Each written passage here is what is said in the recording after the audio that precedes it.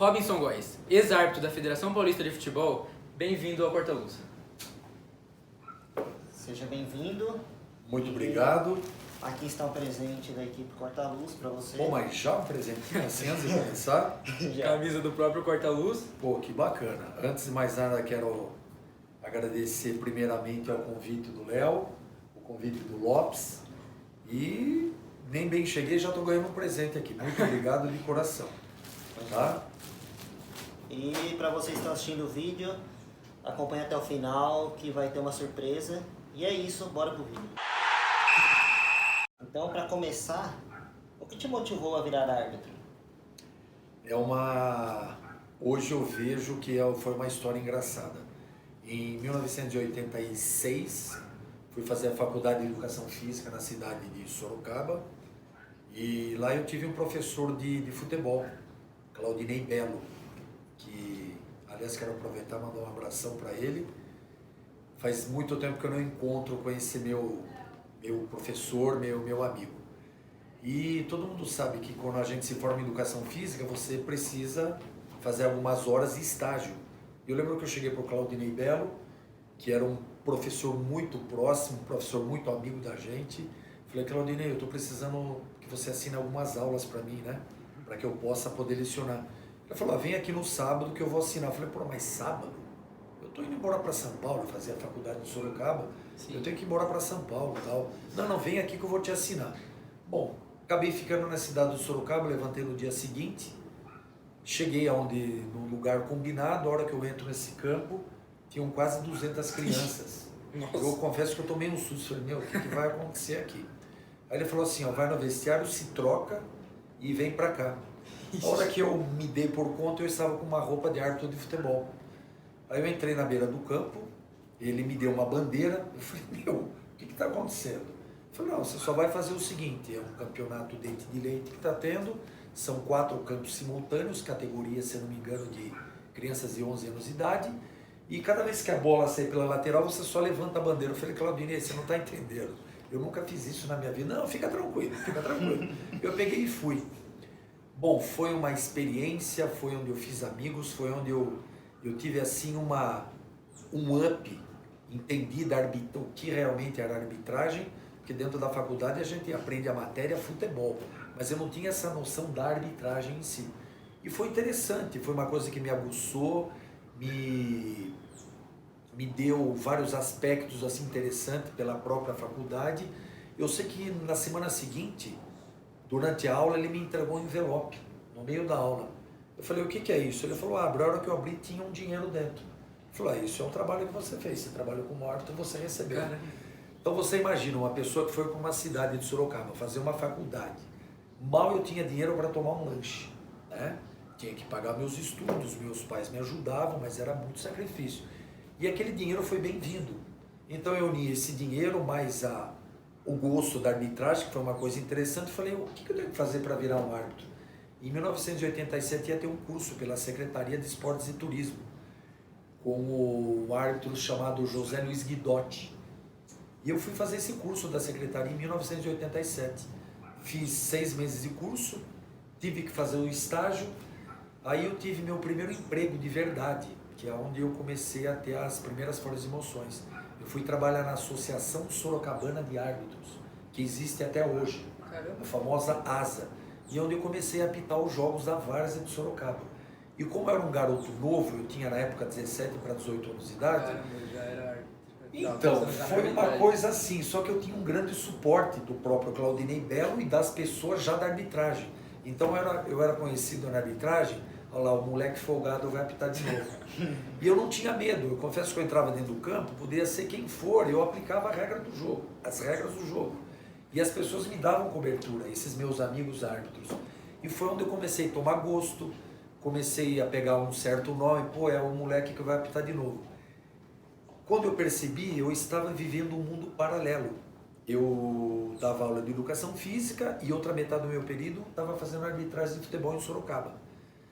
Em 1988, voltei para São Paulo. Me formei, voltei para São Paulo. Perguntei para uma pessoa aqui, um amigo até hoje, falei, quero fazer o curso da Federação Paulista. Fiz o curso em 1990, Passei na primeira fase, na segunda fase, fiz os estágios em 1991, fiz meu primeiro jogo oficial da Federação Paulista de Futebol. E qual foi o jogo? O jogo se me apertou agora, porque às vezes eu confundo os estágios com o primeiro jogo, mas foi no interior um sub-15. E naquela época você apitava o sub-15 e bandeirava o sub-17, porque os dois jogos eram no mesmo dia. E nós fazíamos esse revezamento, às vezes apitava o sub-17 e bandeirava o sub-15. E aí foi quando eu vim para São Paulo, em 1990, em 91 comecei a apitar. E fui nessa carreira, jubilei em 2011, onde eu consegui. Quando a gente fala jubilar na Federação Paulista, é um orgulho muito grande, que é uma carreira muito difícil, muito árdua. Só que desde 1990 até hoje aconteceram muitas e muitas coisas, muitas transformações também. E qual foi o seu primeiro jogo profissional? O início?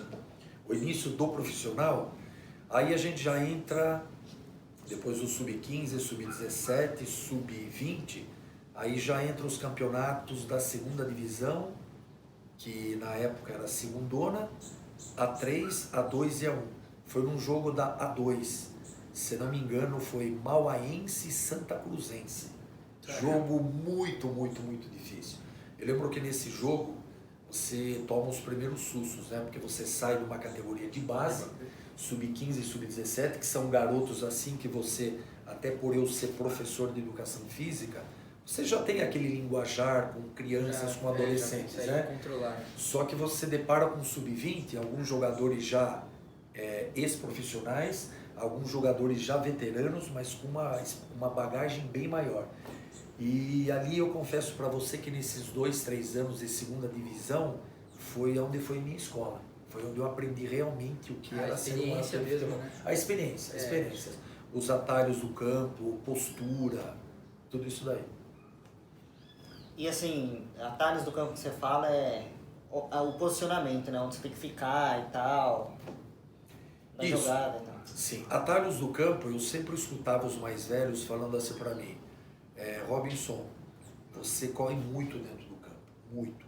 Embora o árbitro tenha que correr, né? Você faz exatamente a diagonal oposta dos teus assistentes. Mas eu sempre, como tive como hábito correr, fiz atletismo, paguei a minha faculdade fazendo atletismo, então eu sempre gostei de correr. E modesta parte eu era um árbitro que sempre acompanhava a jogada de perto.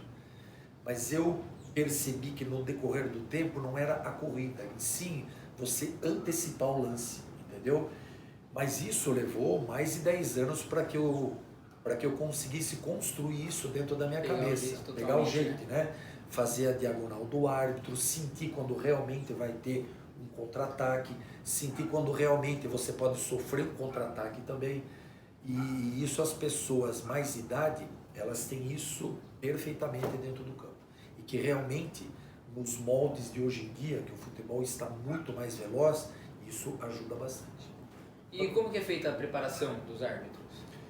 A preparação dos árbitros todo mundo me pergunta, né? Todo mundo pergunta, Robinson, o que o árbitro de futebol, além da arbitragem, faz? Em primeiro lugar, que nós temos, acredito que 90% da nossa classe, 90% tem um emprego paralelo, tá? Então, é um trabalho muito árduo, porque você tem que se dedicar à tua profissão, você tem que dedicar à arbitragem e cuidar principalmente do seu condicionamento físico. Sim. Hoje a federação tem um aparato, aliás, a Federação Paulista de Futebol está de parabéns pelo aparato e suporte que eles dão para os árbitros hoje em dia. Lembrando que eu jubilei em 2011, mas em 2005 até 2011, a federação começou a criar a pré-temporada dos árbitros, onde nós tínhamos atividade física, a parte teórica e a parte prática. Isso ajudou muito. Isso era feito na época de dezembro, janeiro, para já dar início ao Campeonato Paulista, onde o árbitro tinha que cuidar da sua alimentação, da parte de endurance, né, que é o condicionamento físico de uma partida de longa duração, os tiros curtos, os tiros de longa distância e o que eu acho mais importante, a parte psicológica do jogador. Sim. E assim,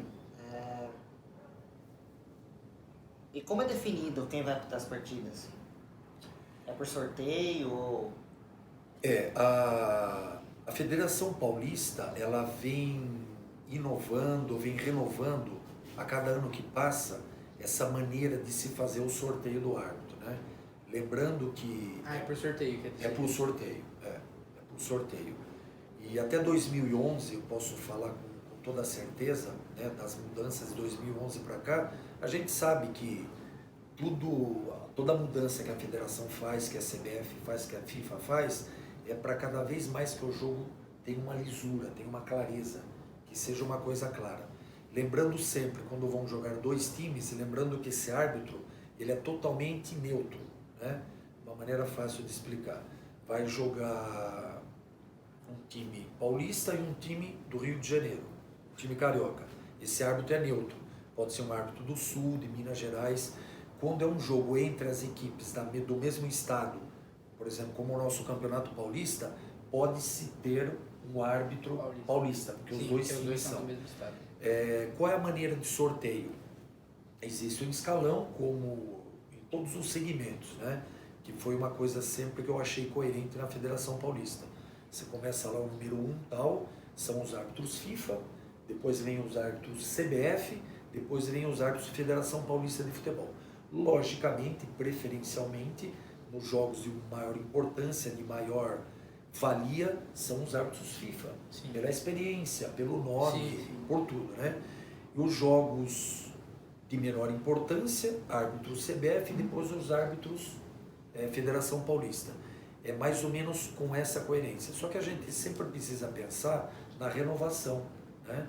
E eu penso assim, que o árbitro é como jogador de futebol, que de repente eu preciso pensar numa substituição desse árbitro que está parando de apitar, de que maneira, o que o jogador faz, o que o técnico faz.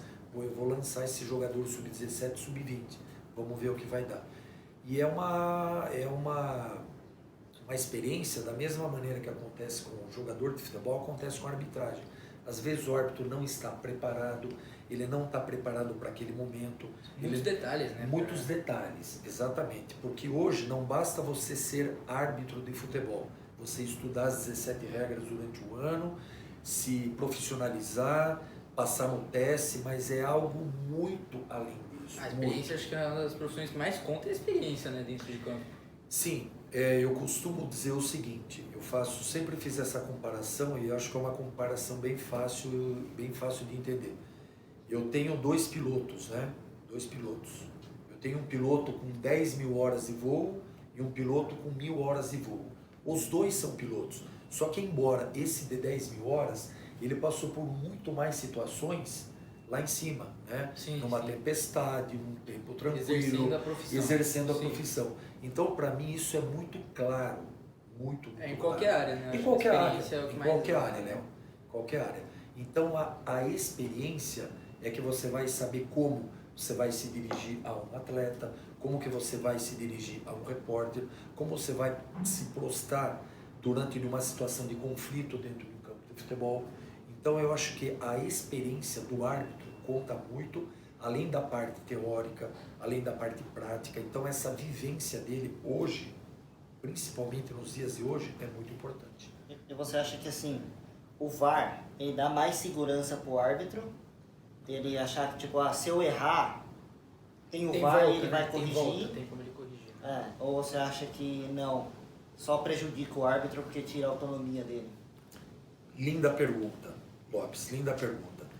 Eu acho que o mundo todo hoje está passando por uma adaptação, uma experiência, e ela veio para ficar, tenho certeza. Aí eu vou voltar um pouquinho atrás.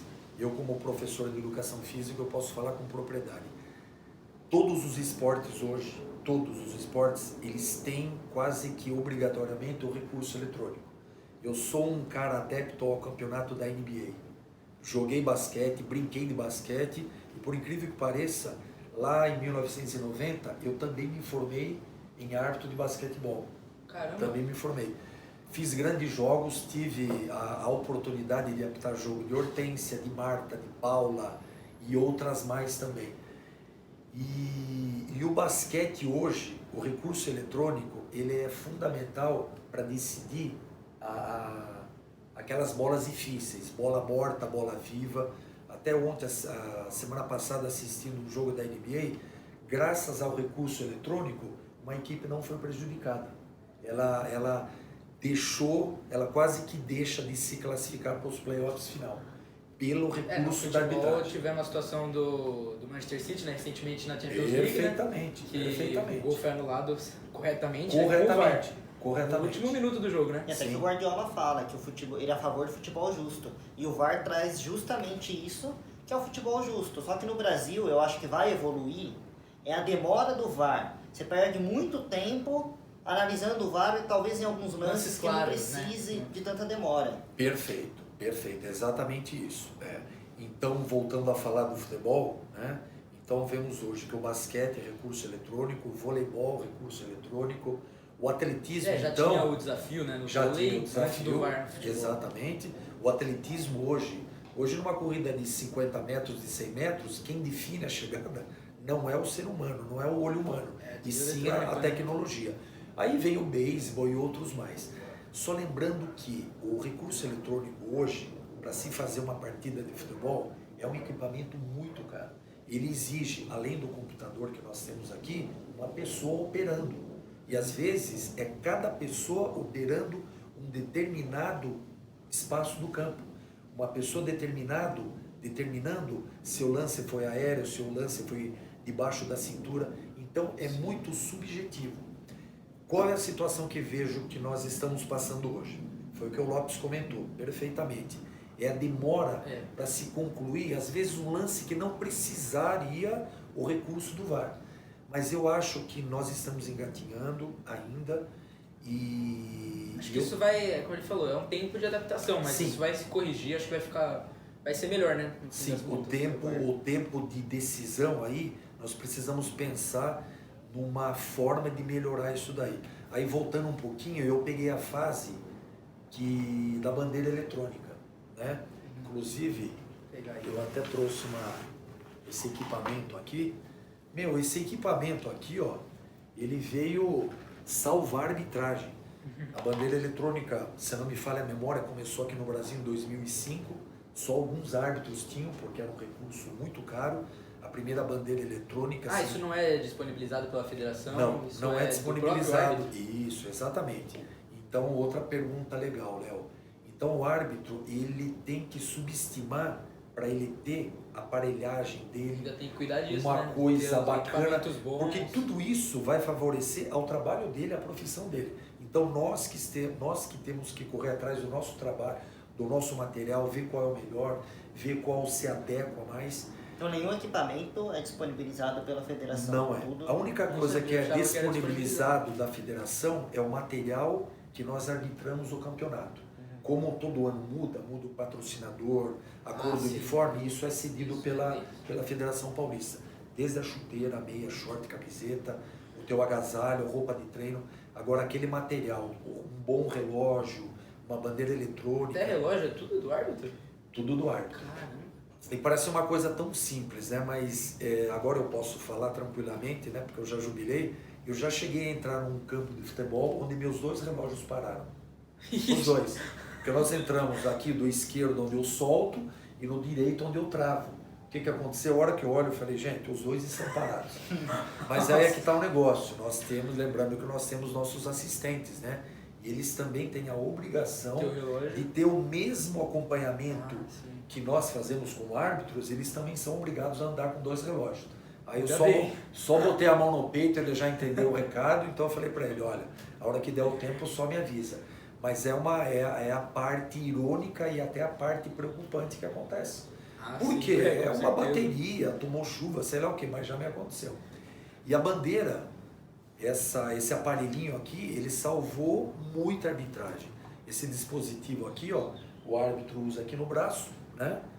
Aí, através dos teus 2 assistentes, eles acionam uma bandeira aqui. Esse recurso, ele tem 2 opções. Ele vibra ou toca, ou vibra e toca. Mas aí, como que você vai saber o que aconteceu? Aí tem o plano de trabalho. Por isso que nós temos que chegar no jogo 2 horas antes. Você faz o reconhecimento do gramado, você faz o reconhecimento da cor É isso que eu ia das perguntar, como que é o equipes, planejamento né? do jogo. Porque é muito desagradável quando você vê até nos dias de hoje, quando as duas equipes sobem com 2 uniformes parecidos, Ah, sim. sabe? Aí, Ixi. desculpa aos meus amigos árbitros, mas é função do árbitro reserva. É função do árbitro reserva. O árbitro reserva ele vai em cada vestiário, por favor, qual é a camisa que vocês vão entrar? Ele que Qual a cuida camisa disso. que vocês vão entrar? Ele traz as 2 camisetas. Ele leva para o árbitro e o árbitro que vai conceder. Não, A arbitragem, então, tem muitas funções fora do campo, né? Não só dentro. Isso. Começa desde lá de fora. Por isso que esse bate-papo é muito importante, porque a vida do árbitro não é chegar dentro do campo, apitar e vir embora. Essa preparação é muito importante. Então, nessas 2 horas que nós chegamos, né, que antecedem o jogo, uma das funções que nós temos que fazer é essa.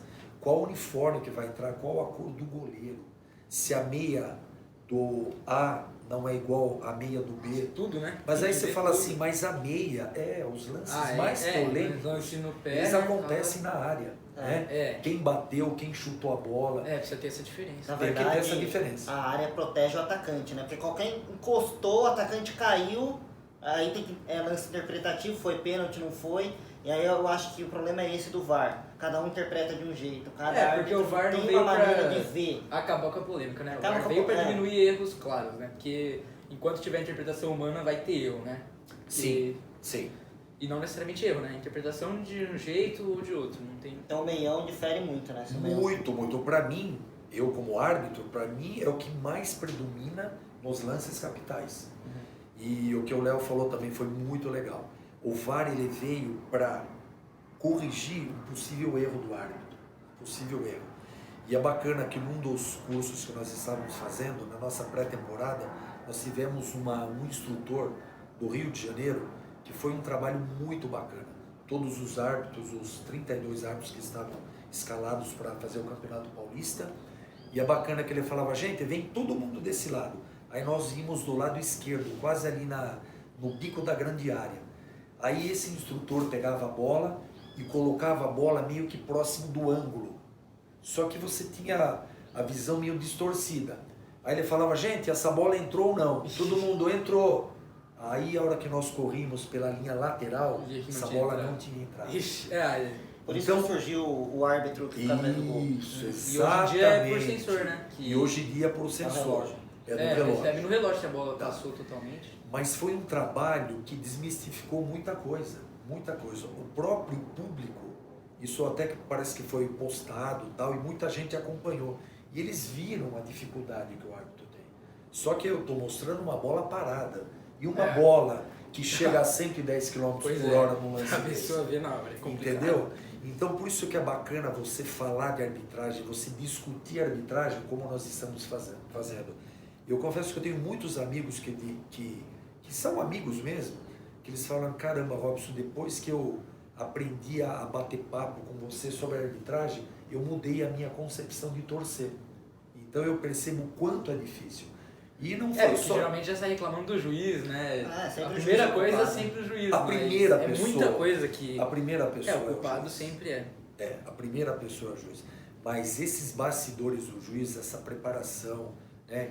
Quem vai ser o time que vai jogar, qual a situação desse time perante ao campeonato, quem são os jogadores problema, tem isso. né? Quem são os técnicos, o que foi falado durante a Precisa semana. analisar o contexto do jogo inteiro, né? Isso, Ver tudo. isso. A história do jogo. A história Se do aplicar jogo. um Corinthians e Palmeiras, Sim. a pressão, tanto no estádio, na Arena Corinthians, no Allianz Parque, onde for, no Palestra Itália antigamente, que seja. Mas a pressão que envolve o jogo, os jogadores de cada equipe, como é cada jogador, isso chega a interferir muito, né? Demais, demais, demais. E gente, é um bate-papo que até me arrepia. Vocês estão falando aqui, me fazendo perguntas, me passam flashes na cabeça, assim, de jogos, né? São muitos jogos importantes, jogos polêmicos. Tem jogos muitas cidades, né? Muitas cidades. Uma vez, Léo, eu cheguei a pegar um mapa em casa, um mapa do Brasil, e eu peguei esqueci, não é um percevejo, é um tipo de um percevejo que tem a cabecinha dele é colorida. E eu comecei a colocar, cada cidade do interior que eu fui, eu comecei a pegar esse percevejo, né? E coloquei, eu pensava a cidade. Cara, chegou uma hora que não tinha mais como. Ixi, Maria.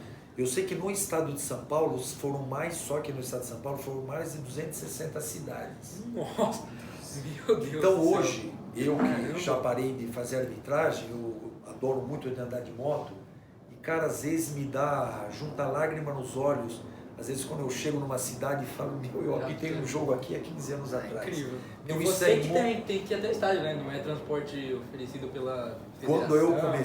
comecei, era o carro do árbitro ou do assistente que ia, né? Principalmente os jogos de segunda divisão A3. E então eu tenho que enaltecer mais uma vez a Federação Paulista também, mesmo estando longe, mas a federação que começou a criar um grupo de taxistas, né? A pedido da federação, eles que nos transportavam para essas cidades. Então você tinha um sossego a mais. Você imagina um árbitro viajar para São José do Rio Preto, 450 quilômetros, chegar e ir para o jogo, tomar um banho e voltar para casa. Então tudo isso a federação pensou em benefício do árbitro. Porque o árbitro, nessa 1h30 de jogo, ele tem que estar concentrado para o jogo. Sim, então, aí eu tenho pensando como vai voltar para casa. Exatamente. Então, a federação, mais uma vez, ela sempre pensou no bem-estar do árbitro, sempre. E a gente estava conversando antes, você disse que muda muito, né, o jeito de lidar com um jogador ou com o outro, depende muito do estilo do jogador, né? Sim, essa é a pior parte do árbitro. Então é assim, você veja que são 11 jogadores em cada lado.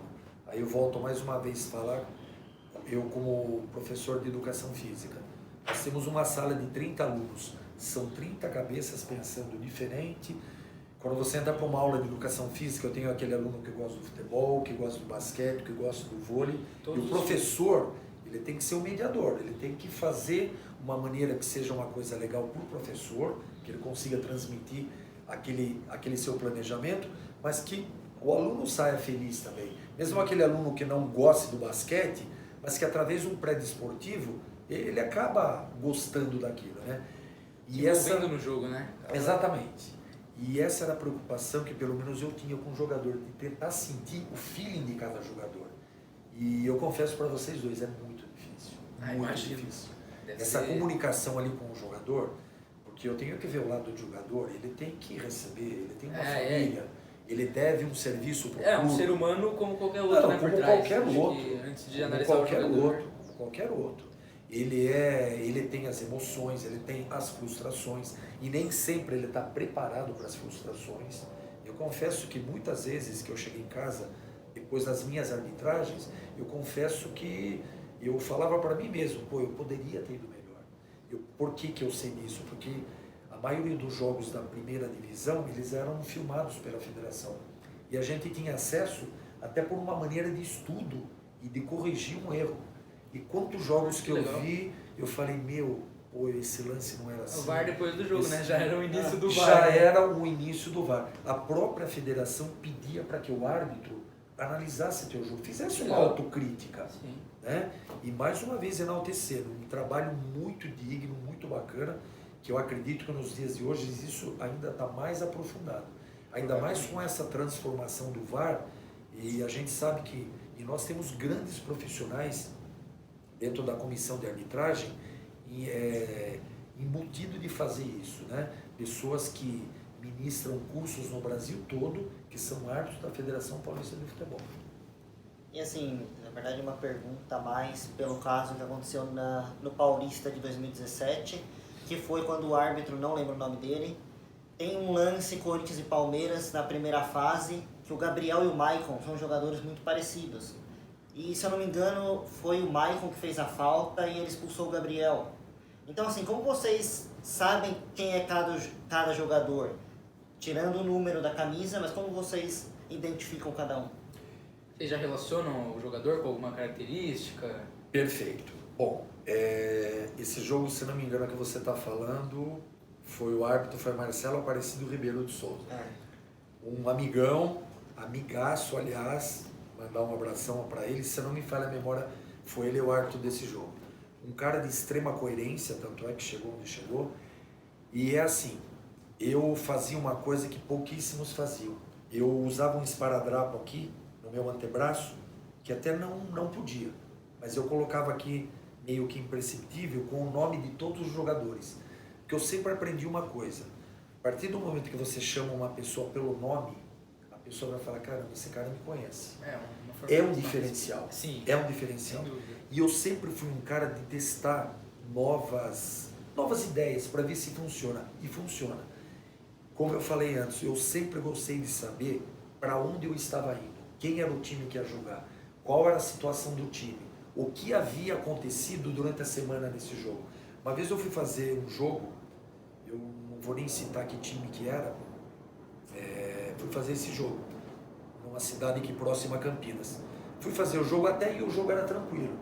Mas o que aconteceu? O técnico do time A tinha sido despedido e foi jogar no time B, uma semana depois. Nossa. E eu não estou sabendo dessa situação. Nossa. Então eu não preciso falar para vocês o clima que foi esse jogo. Então vocês fazem Não uma mesmo. ideia? Então tinha um problema interno de uma equipe que havia despedido um técnico e esse técnico na semana seguinte estava jogando contra seu time de uma semana atrás. Caramba. Por isso que eu falo, quando o árbitro sabe quem são os jogadores, qual a situação, qual o clima, o que está acontecendo na cidade, porque a cidade do interior, o que acontece? É o evento do final de semana. É o evento do final de semana. Sim. Nós não podemos comparar uma cidade de São Paulo com um evento de futebol. Nós temos outros milhões de eventos na cidade. Então Sim. meio que separa. Né? Sim. Agora, no interior, 90% das cidades do o interior jogo de futebol. é o Que evento é da esperado a cidade. semana inteira, né? Entendeu? E é Com bacana certeza. que você pode olhar na arquibancada, você vai ver mulheres, você vai ver senhoras, você vai ver crianças. É um outro Todo clima. mundo, né? É um outro clima. E é um clima saudável, um clima gostoso. Tem xingamento, tem tudo. Normal. Esporte, né? Não tem muito Faz parte do problema. esporte. Então eu acho que quando você conhece todos os problemas do time, você consegue encurtar o problema. Por exemplo, eu acredito que hoje, se eu soubesse dessa situação, no primeiro momento onde tivesse tido esse pequeno atrito, eu já teria chamado os dois. Já teria de uma Já conversa teria de falar, inicialmente, né? Acabou por aqui, da próxima os senhores estão fora do jogo. Esse seria meu procedimento. Só que eu não estou sabendo. A coisa chegou num ponto que a hora que eu caí na real, havia acontecido, não era nem E nada aí vai dentro do do árbitro campo. de ir atrás pra saber a situação? Aí é que eu falo para vocês, Léo, vai daquele árbitro criterioso, Que vai atrás, quer minucioso, saber que o vai máximo. atrás. Meu, ele tem que saber. Eu acho que Sim. o árbitro ele tem que saber. Eu sempre fui ligado em pegar o jornal e ler. Ler jornal. Na época, a internet me ajudava muito. Eu fuçava no time, eu queria saber. Quanto mais informações você tivesse, você consegue encurtar os problemas. E isso eu confesso para você que me ajudou muito na carreira. Do mesmo jeito que em alguns jogos não deram certo, mas na maioria dos jogos deram certo. E o que você acha dessa ideia de cartão amarelo e vermelho pro técnico? Eu, assim, particularmente, eu gostei porque você não expulsa o técnico diretamente e tal. Pelo menos o técnico já dá aquele aviso que ele tá reclamando demais. Eu concordo, eu acho uma ideia boa. Eu gostei dessa ideia de tomar amarelo e vermelho, né? E ser suspenso para outros jogos, né? Eu acho que tem que ter isso. Bom, então vamos voltar um pouquinho lá em 1970, se não me falha a memória, ou 1966. Aproveitando falar de cartão amarelo, cartão vermelho, né? Olha o tanto aí. Aqui, ó, é que nosso espaço de tempo é curto. Mas aqui, ó, como eu falei para vocês, o que é gostoso é isso daqui. Se eu pegar cada cartão aqui, ó, eu tenho uma história de cada jogo. Não foi nada programado. Esse daqui quem me deu, aproveitando mandar um abraço para ele, Salve o Espíndola. Árbitro Sim. FIFA, um amigo, um baita de um árbitro, um conhecedor das regras, que hoje é comentarista de uma das emissoras de TV. Ele que me deu esse cartão aqui como uma homenagem, um presente e tal. Você sabe o que eu acho do cartão amarelo e do vermelho? Quando surgiu, se não me engano, em 66, foi porque para unificar o que acontecia dentro do campo de futebol. Porque lembrando, né, quando nós temos uma Copa do Mundo, qual é o idioma que vai ser falado? O inglês, o português, sei lá o que for. E na arbitragem, como que vão ser as sinalizações? precisa... Né? Porque alguém Uma tinha linguagem que... unificada, Uma né? linguagem unificada. Eu particularmente adoro essa coisa de cartão amarelo e cartão vermelho. Por quê? Lembrando que antes do cartão amarelo, nós temos o diálogo, né? A pergunta que o Lopes me fez, como que é o teu relacionamento com o jogador? Eu confesso que tem jogadores que se você chegar para ele e falar, meu, colabora com a minha arbitragem, me entenda, colabora. Como tem jogadores que você tem que chegar meio que na porrada com o cara já. Você já tem que chegar meio, e aí, botando ordem. Sim. Não é que você seja mal educado, é a maneira que ele vai te entender, né? E tem várias situações de jogador que você chega educadamente, que ele corresponde, como aqueles que você chega na porrada e o cara te entende. Sim. Ou também pode dar errado também.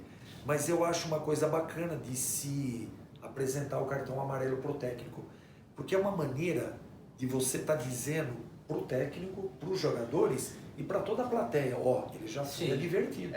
Então fica marcada, né, a punição. Fica marcada a punição. Aí se de repente eu chego lá e expulso um técnico, qual é a primeira reação? Pô, mas é a primeira vez que ele falou. Então, faz mais sentido, né? Você ter Entendeu? a primeira Então, chamada, particularmente, né? Você tem, lógico, o verbal. Professor, por favor, colabora, calma, tal. Primeiro o verbal. Dependendo da situação, de como for, até você pode, a segunda, professor, calma. Mas aí, se tem uma terceira vez, eu já vejo como persistir. Tanto é que está na regra. O que é uma falta?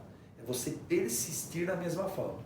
Eu te empurro uma vez, te empurro a segunda, te empurro a terceira. Meu, o cara tá empurrando, ele empurrou 3 vezes. Sim. Então, ó, tá aqui. Para.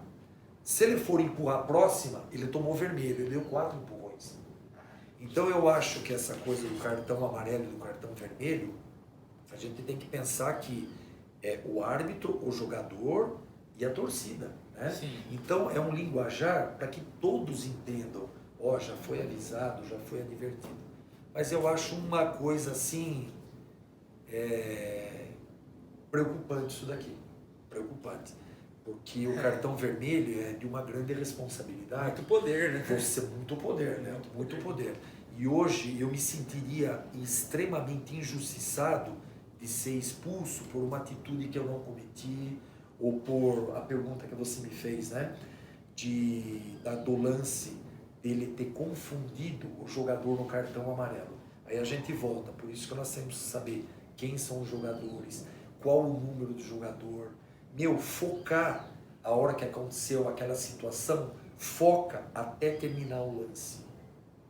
Porque é normal, após uma falta, um entreveiro, todos os jogadores juntar e fazer aquele... Né? Isso é a coisa mais normal. Que vira, e aí né? o árbitro se perde no meio de tanto jogador, mas uniforme, né? Se perde. Complicado. Por isso que você tem que ter o foco. Opa, teve a falta, aquele jogador que está caindo tem que ser punido. É aqui. Opa, número 10, pá. Entendeu? Então é foco, porque a situação do lance, ela acontece muito rapidamente. Muito. E você apitou jogos com muitos jogadores sensacionais e, assim, tiveram jogadores que mais te impressionaram dentro de campo ou algum que você achou incrível? Como comportamento, assim. Comportamento no próprio futebol, né? Como Ronaldo, Rogério Ceni, enfim. Quais os jogadores que você apitou? Esses 2 nomes que você falou aí e outros vários jogadores também, vários. Então vamos assim, se eu pegar da década de 90, nossa, eu peguei uma geração maravilhosa de jogadores, né? Tanto de jogadores, não só jogadores paulistas, mas como de outros estados também. Então foi uma safra muito interessante e foi uma safra que tiveram todos os times naquela época, por exemplo, tinham 2 ou 3 craques, né? Então foi uma safra muito boa. Agora, eu tive orgulho, tive o prazer de apitar jogo de Rogério Ceni, de Ronaldo, de Zete, eu acho até meio complicado citar alguns nomes e deixar de citar outros, né? Uhum. Mas assim, grandes nomes, grandes pessoas, tanto dentro do campo de futebol, fora, como né? fora do campo de futebol também. Se vocês deram uma olhadinha aqui atrás, né? Eu fiz questão de colocar essas 4 camisetas ali, que a gente sabe que são os 4 grandes clubes do estado de São Paulo, né? Sim. Mas não deixando também de lembrar que o interior também é muito forte.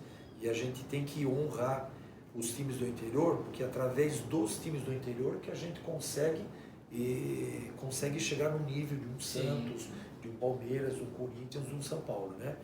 E até peguei 2 camisetas aqui, aleatoriamente, né? Não sei se vocês sabem de que é essa camiseta. Eu, quando eu mostrei pela primeira vez, falaram para mim que era do Santos Futebol Clube. Mas não é, essa camiseta é do Sertãozinho. Caramba, eu ia falar Sertãozinho. Santos também. Né? Eu às vezes levo na escola essa camiseta, ah, tio, é do Santos. Não, não é do Santos, é do Sertãozinho. Então a gente não deve esquecer, né, que foram times que tiveram na primeira divisão tal, e que revelaram grandes jogadores também. Tem essa daqui, Marília. O que eu gostava de... Agora eu posso falar que eu não tenho problema. Eu gostava de Marília, que esse patrocinador aqui, o Marilã, os árbitros ganhavam um kit, né? Era um kit vinha numa caixinha assim, os árbitros adoravam apitar jogo em Marília. Você ganhava esse kit, vinha bolacha, vinha torrada, vinha torrone, vinha um monte de coisa, né?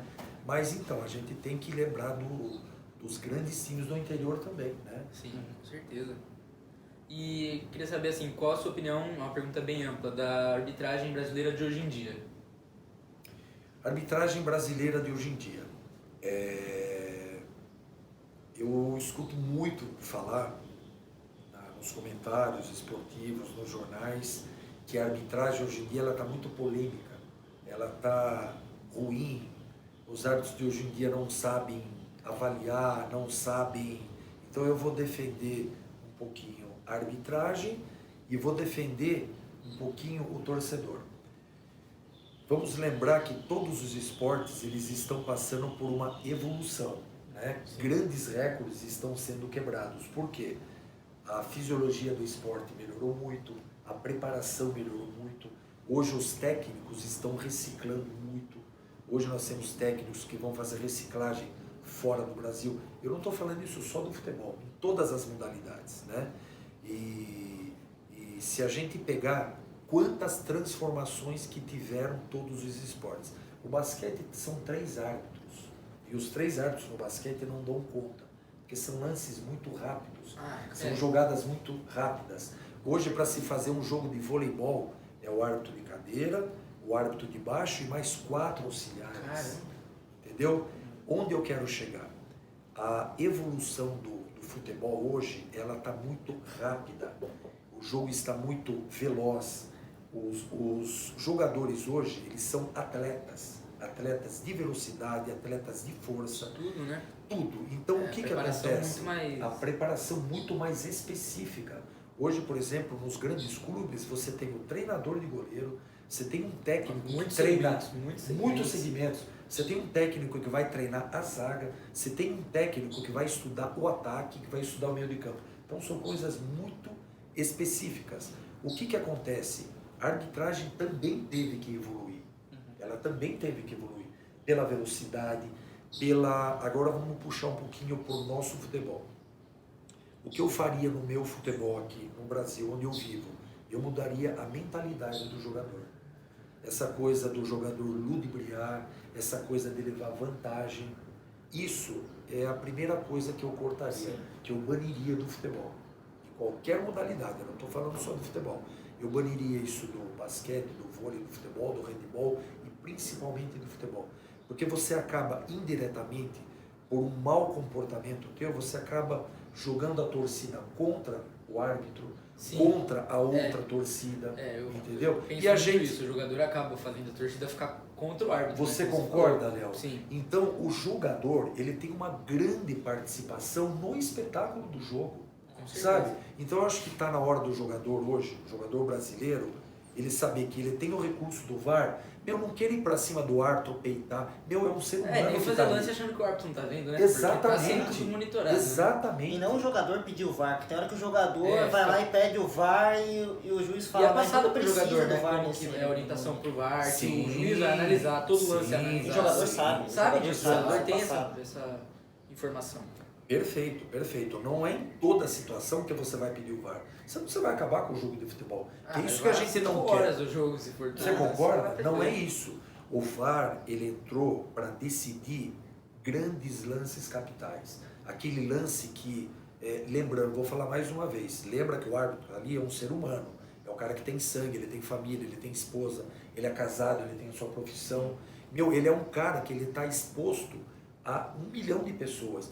E eu não consigo ver hoje, em pleno ano 2000, né, pleno século XX, desculpa, um árbitro que entre com má fé, com tanta gente olhando. Eu não posso acreditar isso. Eu ponho o meu corpo no fogo pelos meus amigos que estão na arbitragem. Eu não consigo imaginar que hoje, com tanta tecnologia, com tanta informação, que um árbitro consiga entrar dentro do campo e fazer um resultado, como se falava antigamente. Eu não consigo imaginar. Então, defendendo o lado do torcedor. O torcedor fica furioso? Fica. Tem o lado do jogador também? Tem o lado do jogador. Tem o lado do árbitro? Tem o lado do árbitro. Mas lembra que tudo que está sendo feito a nível de VAR é a nível do mundo. Então eu acredito que as pessoas estão pensando em melhorar o futebol. Eu só acho que o futebol ele ficou muito tempo parado no tempo, em termos de tecnologia. E voltou a evoluir muito, muito rapidamente, Isso, né? evoluiu muito rapidamente. Boom, Exatamente. O que aconteceu? Hoje só se fala em VAR. Até outro dia eu apitando um jogo de basquete veterano, e aqui, inclusive aqui no Palmeiras, estava apitando Palmeiras e Juventus. Um jogo de hipermaster, que se não me engano é da categoria de 55 anos, eu apitei uma falta e o jogador falou que não foi. E ele brincando comigo, ele falou, professor, eu quero VAR, não tem VAR no basquete. Mas por quê? Isso está embutido no ser humano. Então é uma modalidade nova, é uma transformação que o mundo todo está passando. Repetindo, o que eu faria com o meu jogador de futebol, meu jogador brasileiro? Coerência. Eu pediria, se eu tivesse que mandar uma mensagem para todos os jogadores, sejam coerentes na reclamação, sejam coerentes na maneira como você ajuda o árbitro, consequentemente você ajuda, né? Porque o árbitro vai punir à toa. Lógico. Sabe? Eu duvido que hoje, nos moldes de hoje, vá ter algum lance que vá prejudicar a situação, um jogo de futebol, um lance de gol, um lance de pênalti. Vai acontecer erros com a tecnologia? Vai, como acontece em todos os esportes. Mas lembrando que o VAR está para salvar a arbitragem e um bom espetáculo. E até puxando um pouco dessa coerência, saiu uma reportagem recentemente que o Corinthians é o time mais disciplinado do brasileiro. Eu acho que isso passa muito pelo Carille, que fala muito do futebol justo e futebol limpo. Então, assim, os jogadores do Corinthians estão parando de reclamar tanto. Claro, Corinthians e Flamengo, Copa do Brasil é outra coisa. Sim. Mas sim, um time está tomando menos cartão, fazendo menos falta. Eu acho que se os times adotarem isso, o futebol tende a melhorar. Tem muitos times que são exemplos, né? Não só o Corinthians, você citou ele, mas poderia citar muitos outros. E principalmente na Europa, acho, né? Que já está avançado, né? A questão da coerência. E também, comentando, você gravou um comercial com o Pelé, né? Léo Lopes, olha, eu tive vários momentos maravilhosos na minha vida. Quando as pessoas me perguntam, Robinson, quem você apitou, onde você apitou? Eu entrei nos 4 grandes estádios aqui de São Paulo, tive a oportunidade de apitar no Rio de Janeiro, Minas Gerais, no Sul, e é com muito orgulho de ter entrado nesses estádios, nos grandes estádios aqui em São Paulo, Vila Belmiro, em Santos e tal, e é muito emocionante. É muito emocionante. Agora, o presente que eu ganhei de ter feito esse comercial com o Pelé foi na Copa do Mundo da África do Sul. A Vivo quis fazer uma homenagem ao nosso rei. Dessa parte, eu acho que até hoje é o melhor jogador de futebol do mundo. Por que é o melhor jogador de futebol do mundo? Nós, professores, eu acho que nós temos outra ideologia. Para nós ser um bom jogador, ele tem que ser um conjunto. Tem que ser um conjunto, né? O que é um bom jogador para mim? É um jogador disciplinado, é um jogador que cuida do teu corpo, é um jogador que sabe a sua função, é um jogador cooperativo, é um jogador líder, é um jogador de um bom comportamento dentro e fora de campo. Então, o Pelé, para a época, nós estamos falando de um jogador de 40 anos atrás, 50 anos atrás, eu acho que para a época ele foi uma assumidade. E a gente compara ele até hoje, nos dias de hoje, né? Tanto é que vários repórteres já perguntaram como que seria o Pelé no dia de hoje. Exatamente. O Pelé no dia de hoje seria um outro esquema. O Pelé no dia de hoje, eu acredito que ele iria passar pela mesma situação de um Neymar. Ele ia ser muito caçado dentro de campo. Eu acredito que ele levaria uma vantagem na postura dele, como ser humano, como ele se prostrava perante os adversários. Agora, o futebol de hoje é outro futebol. É um futebol mais rápido, um futebol mais de força, com pouca tática, principalmente. O futebol moderno é muito diferente. Muito com diferente, certeza. muito diferente. Então nós não podemos comparar, são coisas diferentes. Mas Quando me perguntam, eu falo assim, acho que não tem como você comparar. Não tem. Com É um jogador futebol hoje em dia. muito mais focado na defesa. Os times montam defesas muito sólidas e ataques, principalmente no Brasil, e ataques poucos produtivos. Aí quando você vê um cara que tem uma ideia nova, que transforma o futebol, é diferente. Por isso que o futebol europeu está muito evoluído. Porque no futebol europeu os caras pensam em atacar, são 2 toques na bola, é um negócio diferente. No Brasil, muito focado na defesa, e isso prejudica. E aí fica a marcação mais forte e aí acaba com o futebol em si. coisa bacana o que você falou. É bacana que esse papo aqui a gente surge várias, né? Você vai aqui, você falou uma coisa muito importante. Hoje eu tenho a seguinte filosofia. Eu acredito que o Brasil tem os melhores jogadores do mundo em termos de habilidades individuais. Mas por quê? É só nós vermos da onde nossos jogadores começam. Eles começam chutando uma bola que não é apropriada, eles começam jogando num campo de terceira, quarta, quinta divisão. Sim. E ali ele adquire habilidade num lugar daquele. O famoso terrão, enfim. Então eu tenho essa coisa dentro de mim, que o jogador brasileiro, ele tem o jogo de cintura, ele tem a ginga, ele tem o drible, ele tem aquele fundamento que é uma coisa nata do jogador. Sim. O que eu faria com o meu jogador brasileiro? Gente, quando eu falo meu jogador brasileiro, é no país que a gente está vivendo, defendendo a nossa camisa. Eu tentaria embutir o pensamento europeu. Hoje, se nós pegarmos aí as últimas 4 Copas do Mundo, quem levou os campeonatos foram os europeus. Não querendo desmerecer o Brasil, né? Não Mas querendo, como exemplo, sim, os times europeus. jamais desmerecendo o Brasil. Como eu falei, tem excelente. Nós temos hoje aqui no Brasil 3 seleções. 3 seleções. Com certeza. Vocês concordam comigo? Concordo. Nós Totalmente. montaríamos hoje 3 seleções que qualquer lugar do mundo Todas gostaria de ter. todo mundo. Todas a nível de disputar. O que eu faria é instalar um chip na cabeça do jogador e fazer ele ter o pensamento europeu. Sim. O pensamento europeu. Ele ter a certeza, como você falou, hoje, se não tiver a parte tática, você não consegue sobrepor nenhuma defesa. Não consegue. Sim, Você pode botar o melhor jogador, o melhor atacante. Você, hoje, a parte tática é fundamental. É nesse ponto que eu acho que o brasileiro, ele devia pegar esse conhecimento nato que ele tem e pegar um pouquinho da cultura do jogador europeu, do treinamento do jogador europeu e aplicar para o nosso futebol. Eu acredito que nós teríamos uma seleção, não digo perfeita, mas uma seleção de muito equilíbrio.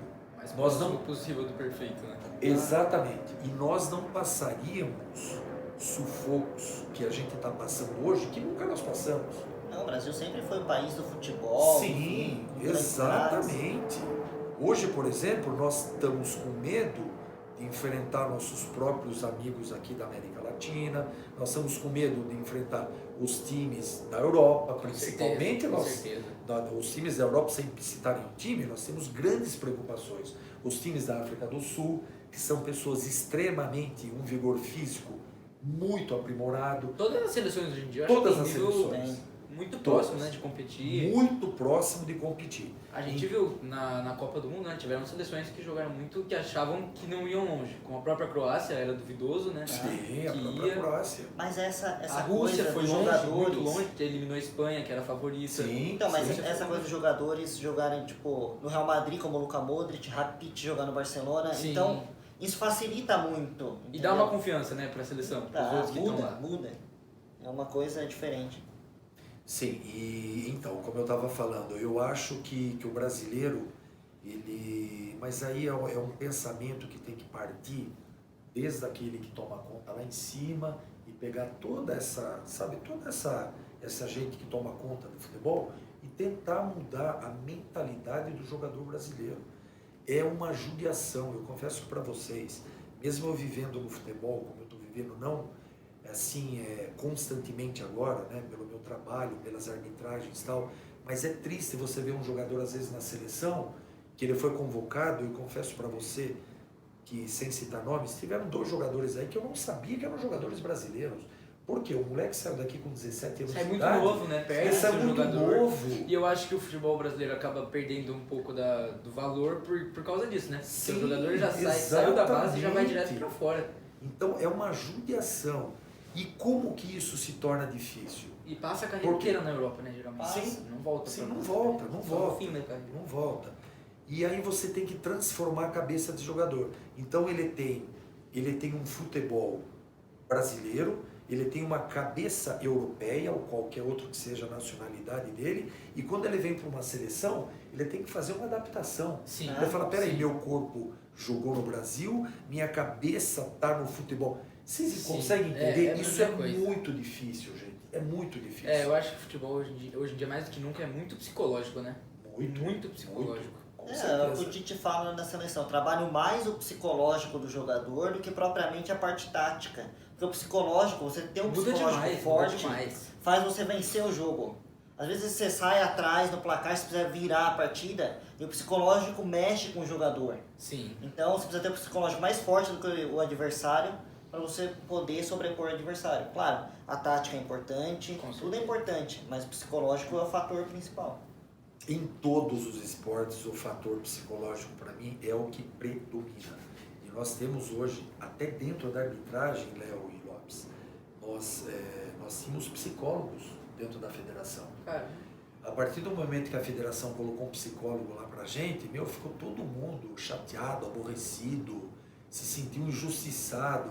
Mas é que eu falo para você, até nós mesmos, a gente devia ter um outro tipo de conceito.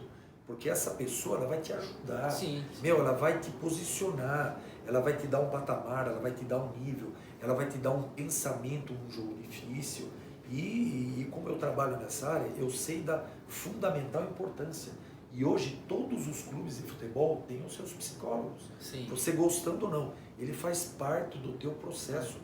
Porque defender um jogador, eles passam uma situação muito violenta.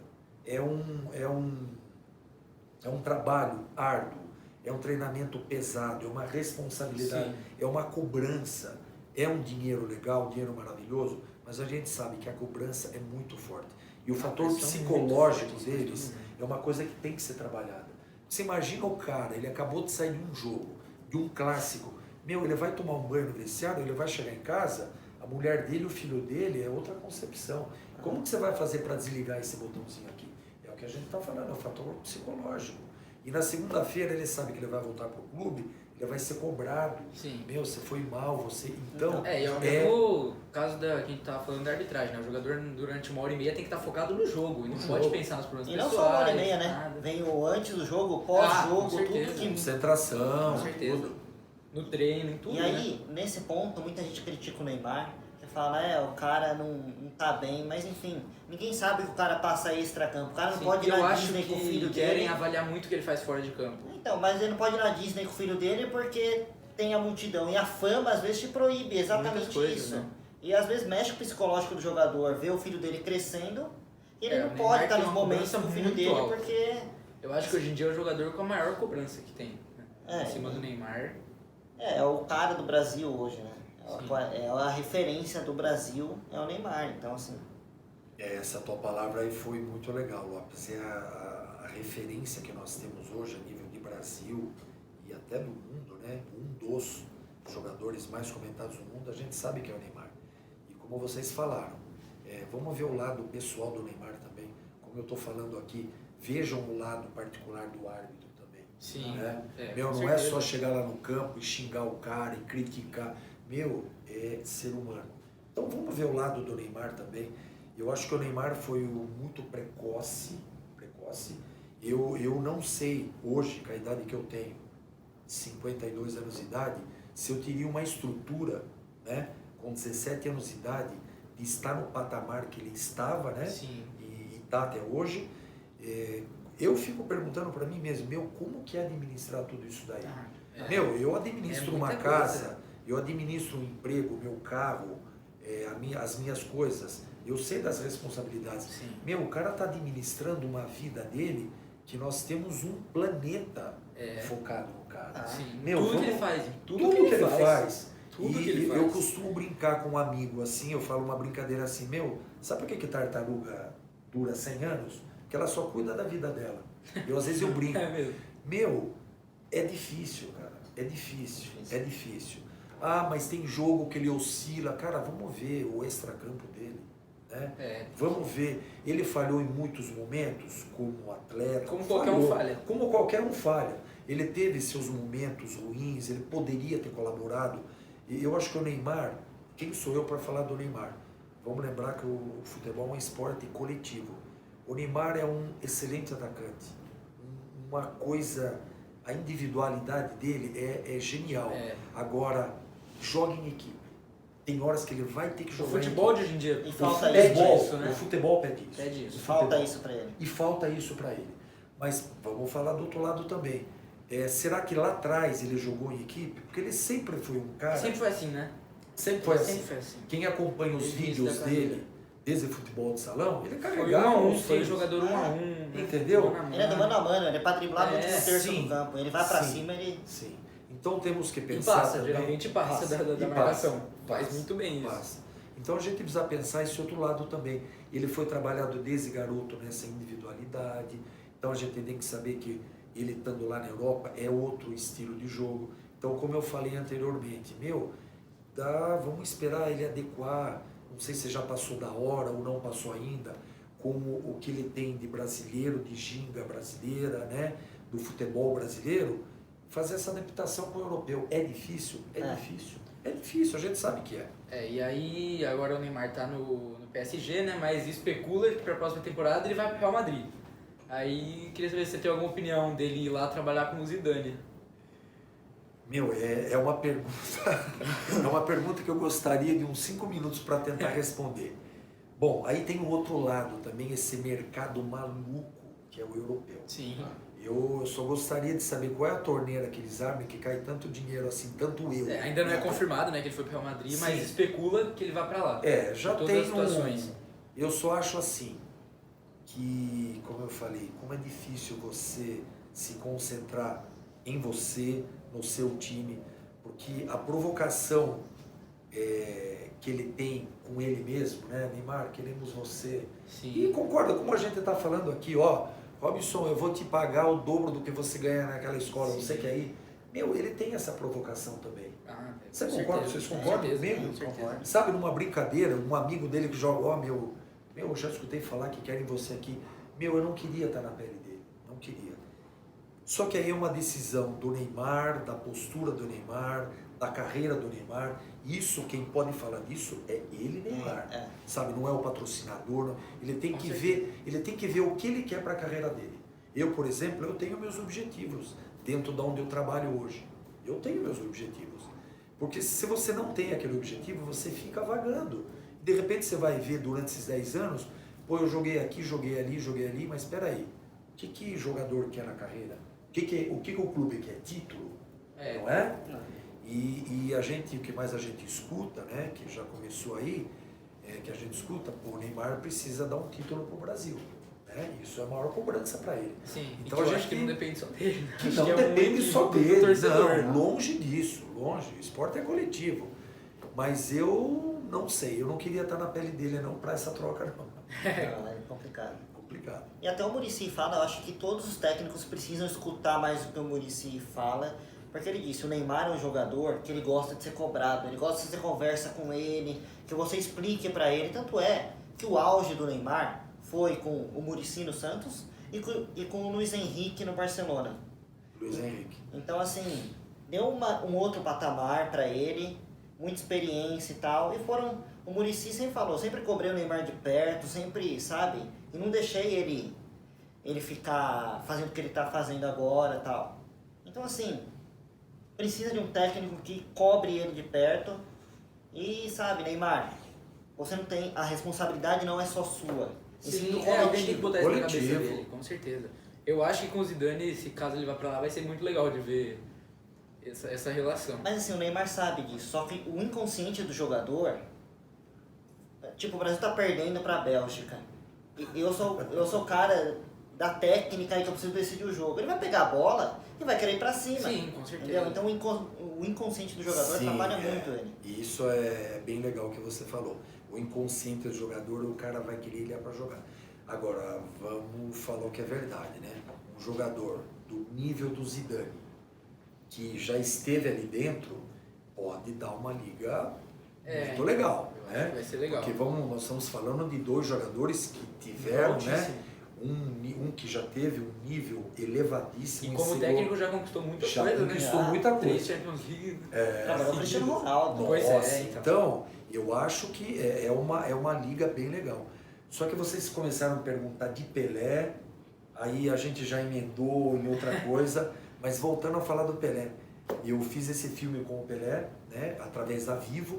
A Vivo quis fazer uma homenagem para o Pelé, né? E criou uma situação que ia jogar Brasil e Argentina, né, que o Pelé iria jogar. Tanto é que o Pelé fala, pô, mas eu vou jogar com garotos dessa idade? Quem sabe você consegue realizar aquele teu sonho, que é o que está nesse filme, entendeu? E como que eu cheguei até isso daí? Fui fazer um teste numa produtora, passei no teste.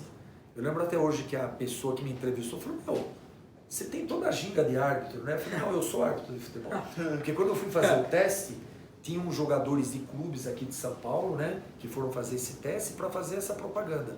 E eu levei uma vantagem. Sim, eu tinha toda aquela ginga. Com o ambiente, né? Acostumado com o ambiente. E o cara me falou, pô, gostei de você, tá? Mas liga à tarde, que tem um outro aí também e tal. Eu falei, pô, meu, será que vai ser o tal? Bom, eu sei que eu ligo no dia seguinte, o cara me fala, você vai ser convocado, você vai fazer. Assinei um contrato e tal. Caramba. Meu, foi um dos maiores presentes que eu ganhei na minha vida. Fazer essa filmagem, foram 3 dias de filmagem, sexta, sábado e domingo no Morumbi. Então é um jogo de Brasil e Argentina. O Pelé joga com a idade dele atual, né? E eu não posso falar o vídeo, eu gostaria que vocês assistissem, né? O vídeo está no YouTube, vocês podem colocar lá eu vivo do celular acelecal.com.br, o último gol de Pelé. É um filminho de 5 minutos e 30, onde mostra algumas passagens do Pelé, do que ele fazia no campo de futebol. E se vocês me permitem, eu tenho um presente aqui. Ó, já me ofereceram tudo que vocês possam imaginar por esse presente.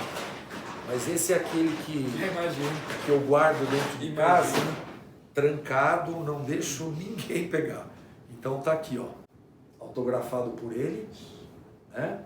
Isso é uma... E eles me falaram que essa bola aqui, por ela ser toda assim branca e preta, que eles quiseram fazer uma cópia da bola que foi da Copa de 70. Entendeu? Sim. Então, na verdade, tinham 6 bolas durante o jogo. E eu, como árbitro da partida, né, tenho todo o direito, né? Até eu escrevi aqui, ó, gravação de comercial para Vivo, 12 e 13 de maio de 2010. Estádio do Morumbi, Brasil, Argentina, árbitro Robinson Góes. Então, meu, essa assinatura aqui, ó. Caramba! Essa assinatura aqui para mim, eu também tenho a camiseta dele também que está autografada. E, gente, eu não sei... Bom, vamos deixar a bola aqui, ó. Eu não sei dizer para vocês, eu que sou árbitro, que fui profissional, o que é estar do lado desse cara. É uma coisa única, é um momento muito, muito especial na minha vida. Eu pude conviver ali com ele, pude dialogar com ele, pude sentir, mas é uma energia extremamente diferente de tudo que eu já vi. Imagina. E por último, o que fez encerrar a carreira como árbitro? Nossa, na verdade, é essa pergunta que eu sempre me entristeço para responder. Na verdade, eu não encerrei, né? Eu até hoje faço alguns jogos, mas não a nível de federação. E o que é encerrar a carreira? Existe um padrão da FIFA, lembrando que a FIFA é o órgão mundial, ela que rege todos os campeonatos, as diretrizes, as regras e tudo que vai acontecer. E ela estipulou que o árbitro de futebol, ele tem que encerrar a carreira com 45 anos de idade. E essas informações são passadas para a CBF passada para os regionais, que a gente chama Estado de São Paulo, Paraná, Minas, Rio de Janeiro e tal. E na época, quando eu encerrei em 2011, eram 45 anos. E eu fazia em 2011 45 anos. Então a gente chama de jubilar. Mas eu tenho assim uma grande tristeza por ter parado. Eu acredito que eu aguentaria apitar até os 50. Sempre cuidei do meu condicionamento físico. Saí assim extremamente triste, chateado, mas é uma regra, faz parte. Sim. Mas com aquela ganância de ter ficado um pouquinho mais. Mas eu me sinto muito orgulhoso que são poucos os árbitros que conseguem encerrar a carreira. E por que eu uma carreira brilhante, né? Não, eu tive uma carreira assim, não fui um árbitro escudo FIFA, mas eu, dentro da Federação Paulista, eu consegui estar no meio de grandes jogadores, estar no meio como árbitro de grandes jogos, fazendo árbitro reserva de grandes jogos.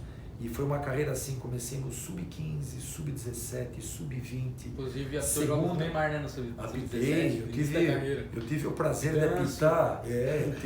de apitar, Copa São Paulo Juniores do Neymar. Ele tinha 17 anos de idade, foi um jogo em São José do Rio Preto, Santos e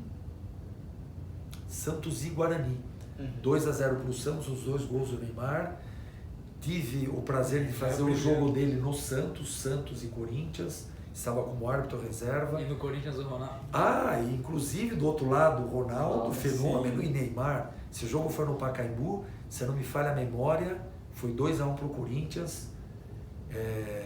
Como você falou, fiz jogo do Paulo Henrique Ganso, e outros tantos jogadores que a gente viu hoje aí, que já se aposentaram, que às vezes a gente tem a oportunidade de ver como comentarista e às vezes até encontra em grandes eventos, e eu tenho o prazer de falar, já fiz teu jogo, já fiz o jogo do Neto. Incrível. Neto. Eu tenho uma história do Neto muito bacana, né? O Neto, vocês sabem, é um comentarista aí da Band. Quando ele encerrou a carreira, ele devia um favor para uma cidade. Meu Deus do céu, esqueci o nome da cidade. Enfim, eu sei que ele foi jogar nessa cidade como uma homenagem para a cidade, né? E eu lembro que era um exímio batedor de faltas, né? E eu lembro que nesse jogo tiveram 3 escanteios simultâneos. E as 3 batidas de escanteio foi dele. Ele bateu as 3 bolas, que quem vê dá a impressão que foi replay. E eu uma vez num evento encontrei com ele e falei, Neto, eu fiz um jogo teu, desse time do interior, que você bateu 3 bolas no escanteio. Ele até brincou e falou, eu preciso colocar isso no meu currículo também. Isso eu não tinha. E outras várias situações aí. Mas então, aí eu encerrei a carreira com muito orgulho de ter conseguido chegar até o final dos 45 anos, prestando um serviço para a federação. E uma coisa que me dá muito orgulho é isso daqui, ó. Isso daqui é uma homenagem. Isso daqui é uma homenagem que a gente recebe, né, da Federação Paulista de Futebol, né? E aqui está escrito assim, ao associado Robinson José Andrade Góes, o Sindicato dos Árbitros de Futebol do Estado de São Paulo, SAFESP, através de sua diretoria e associados, agradece pela sua contribuição de maneira íntegra, honrando com muito orgulho a carreira do árbitro de futebol. São Paulo, 10 de dezembro de 2011. Arthur Alves Júnior, presidente. Então isso daqui é uma coisa que não tem preço. Sim, não tem preço isso daqui. Sabe, porque aqui está falando do árbitro, está falando da pessoa, do ser humano, Robinson José Andrade Góes, está falando de um cara que prestou serviço, que foi coerente, que errou, mas de uma maneira que foi de uma maneira que o ser humano erra, sim, que foi um cara íntegro dentro da profissão que fez. Então é uma homenagem que eu guardo com muito, muito carinho. Sim. Bom, parabéns, né, pela carreira incrível e obrigado por aceitar gravar com a gente. O vídeo da entrevista acabou agora, né? Deu um bom tempo de entrevista, mas provavelmente a gente ainda vai gravar algum vídeo junto, né, sobre qualquer assunto, e volta quando quiser. Valeu. Léo, antes de mais nada, quero agradecer aqui a essa oportunidade. Quero desejar toda a sorte do mundo para vocês. Obrigado. Vocês estão fazendo um trabalho muito, muito bacana. Um trabalho que para nós brasileiros que amamos o futebol, vocês estão no lugar certo, no momento certo, na carreira certa. É um debate gostoso, é um debate que ele não segue uma linha de pensamento só. Sim. E é um debate que você vê em horas, em minutos, aqui a gente consegue rever tanta coisa e é uma coisa que é saudável. É uma coisa, isso que vocês estão fazendo, é uma coisa inerente ao futebol, é uma maneira bacana, gostosa de você discutir de uma maneira saudável o futebol. Lopes, Obrigado. prazer É meu. mais uma vez, muito obrigado por estar aqui, que vocês dois tenham um sucesso nessa empreitada de vocês. E pode Obrigado. contar comigo por que precisar. Obrigado. Vai voltar com certeza. E pra terminar, a surpresa que a gente falou, a gente quer que você autografe a camisa do Corta-Luz, que a gente vai sortear pra quem tá assistindo, pra quem segue Pô, o mas a minha Corta-Luz. assinatura não tem valor nenhum. Pô. Não, tem sim, claro que tem.